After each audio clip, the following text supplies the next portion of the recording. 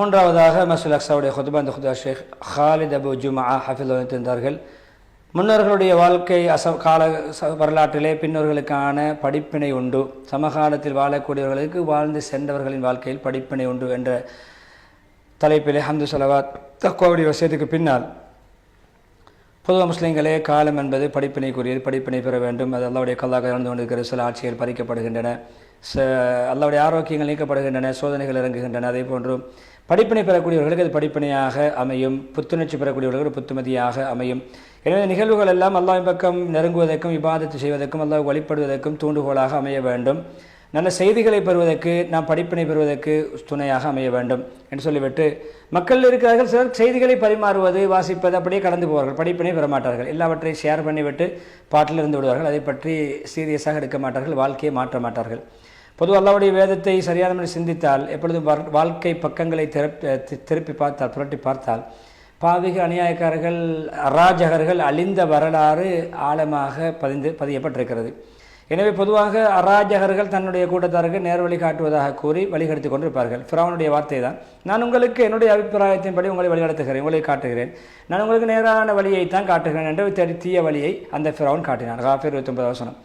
எனவே பொதுவாக இப்படி ஒருவர் கெட்டவனாக அராஜகனாக ஒரு அயோக்கியனாக மாறுகின்ற பொழுது தன்னை நல்லவனாக தானாகவே கற்பனை செய்து மக்களை வழிகெடுத்து கொண்டு அநியாயம் செய்து கொண்டிருப்பான்.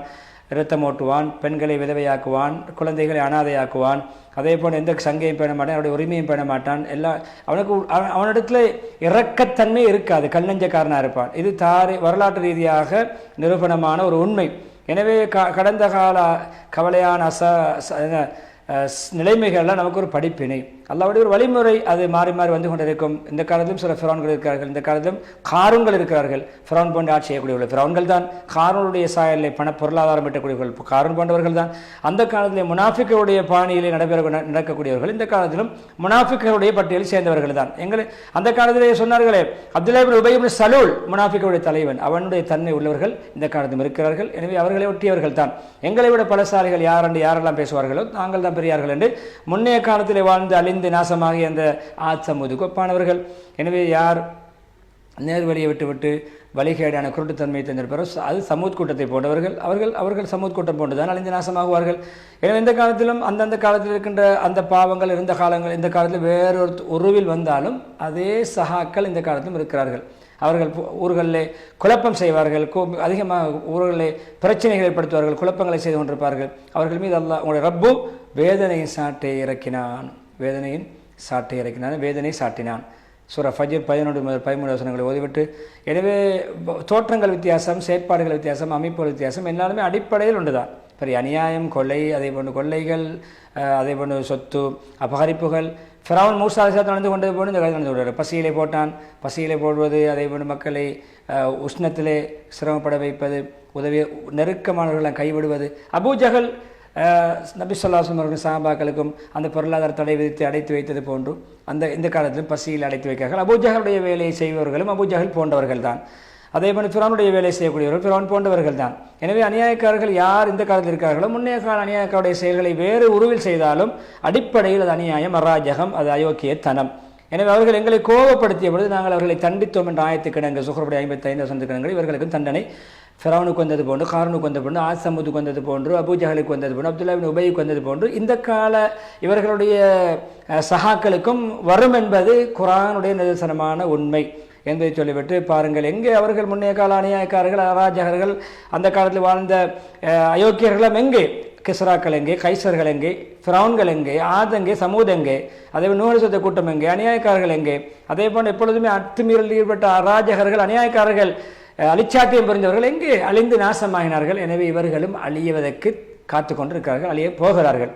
பொறுமைசாலிகளே, எப்பொழுதுமே நீங்கள் வரலாற்றை தேர்ச்சி பாருங்கள், வரலாற்றை புரட்டுங்கள், பொறுமை செய்யுங்கள், விடாப்பிடியாக இருங்கள், தைரியமாக இருங்கள். சமூகம் எப்பொழுதுமே வெற்றி தைரியத்தின் மூலம், பொறுமையின் மூலம், ஒற்றுமையின் மூலம் பெற முடியும். எனவே வரலாற்றை புரட்டி பார்த்து பத்ரை சிந்தித்து பாருங்கள், உஹதை சிந்தித்து பாருங்கள், ஹந்தக்கை சிந்தித்து பாருங்கள்.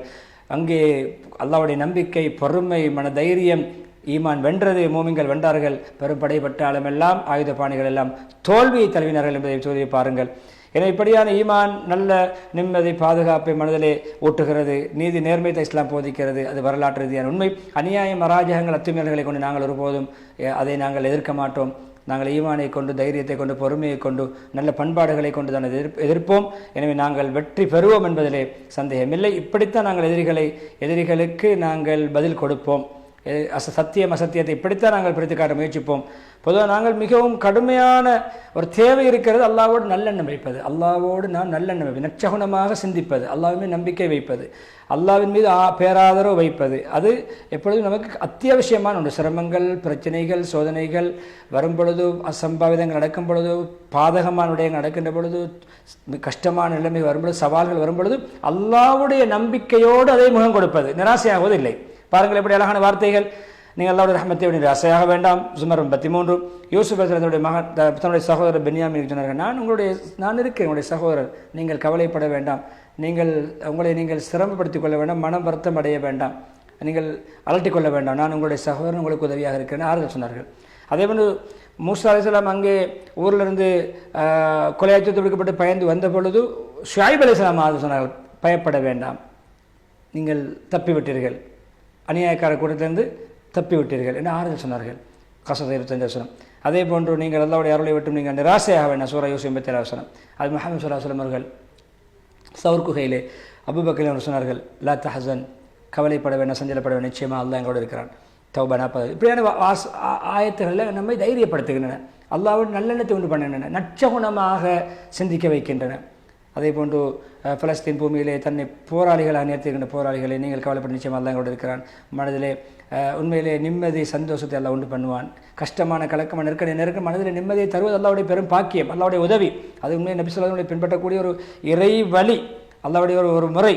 பாருங்கள், இந்த உம்மத்துக்கு நன்மாராயம் சொல்லுங்கள். எப்படி நன்மாராயம் முராபித்தீங்கள் சொல்லுங்கள். உயர்வு கிடைக்கும், அந்தஸ்து கிடைக்கும், வெற்றி கிடைக்கும், நல்ல பூமியிலே வசதியான நிலைமைகள் உண்டாகும். உங்களுக்கு பூமி அல்லாஹ் வசப்படுத்தி தருவான், உங்களுக்கென்றே அல்லாஹ் ஆக்கி தருவான் என்ற அந்த ஆறுதல் அளிக்கக்கூடிய கண்ணியமும் வெற்றியும் நமக்கு குவியும். வீட்டிலே வெற்றி கிடைக்கும், நமக்கு உதவி கிடைக்கும், பூமியிலே விசாலமாக வாழ்வதற்கான வசதி வாய்ப்புகள் கிடைக்கும், இடம் கிடைக்கும் என்ற அந்த ஹதீஸை சொல்லி தௌபா செய்வது மிக முக்கியம். தௌபா செய்பவர் பாவமற்றவர் போன்று அந்த பாவத்தை விட்டுவிட்டால் என்று சொல்லிவிட்டு நீங்கள் நம்பிக்கையோடு அதோட துவாக்கள் துவா செய்து முடித்துவிட்டு இரண்டாவது ஹுத்பா பொது மஸ்ஜிதை நீங்கள் பாதுகாப்பு, மஸ்லாக்ஸாவை பாதுகாப்பு, பரிசுத்தமான பூமி, தூய பூமி பரக்கத்தில் தொழுவது எல்லாம் பெரும் பாக்கியம்.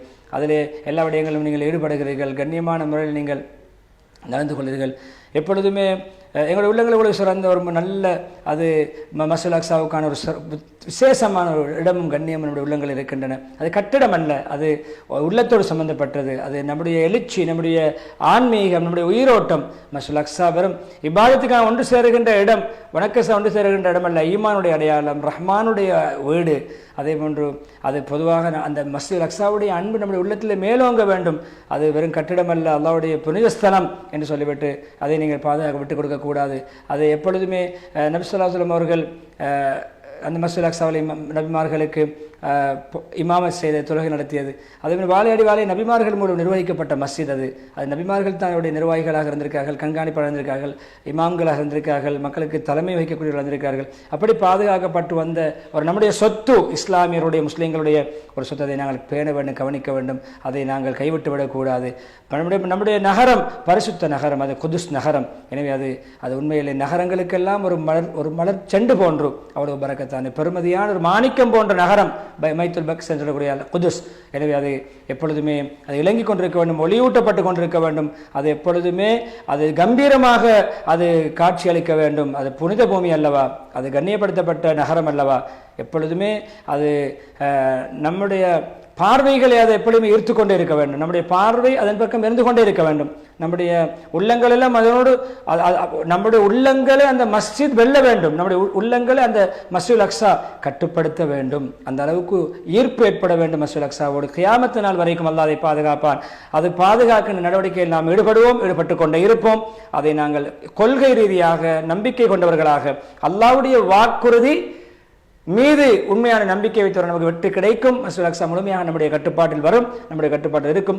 அல்லாஹ்வுடைய நபி ஸல்லல்லாஹு அலைஹி வஸல்லம் வாக்குறுதிகளை நாம் நம்புவோம் என்ற தைரியமான ஒரு அறைகூவலை விடுத்து நீண்ட துஆ பிரார்த்தனையோட ஹத்தீப் ஹாலித் அபு ஜுமா ஹஃபிதுல்லாஹ் அவர்கள் மஸ்ஜித் அக்ஸாவுடைய ஹுத்பா முற்றுப்புள்ளி வைக்கிறார். எனவே 3 ஹுத்பாக்கள் மூலமும் பயனடைவோம். உஷ்ணமான கால்நிலை, சூடு, உஷ்ணம், அமளிபாதத்தில் குறைபாடு செய்யக்கூடிய இதை வைத்து மறுமையுடைய உஷ்ணத்தை, மஹ்ஷருடைய உஷ்ணத்தை உணர்ந்து நாங்கள் நரகத்தை விட்டு பாதுகாக்கக்கூடிய மறுமையுடைய உஷ்ணத்திலிருந்து குளிரடையக்கூடிய அமல்களிலே ஈடுபட வேண்டும் என்ற படிப்பினை.